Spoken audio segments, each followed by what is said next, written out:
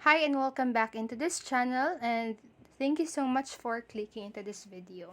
So today I'm going to teach you how to do the AI Spider-Verse trend on TikTok.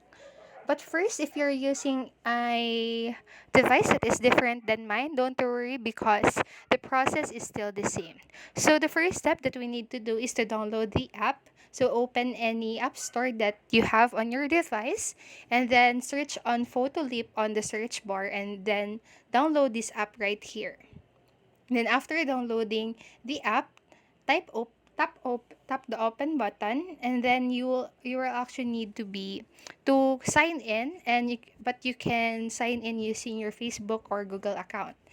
After that, after signing in, just continue to open the app, and then after that, click on the AI anime right here, and then click on accept and continue, and then just select the photo or the image that you want to transform, and then click on the custom right here and then type in Spider-Verse, then click on to proceed, and after a few seconds you this is what you'll get. So just need to save in. So to actually remove the watermark, you will need to purchase or to get the premium version of the app.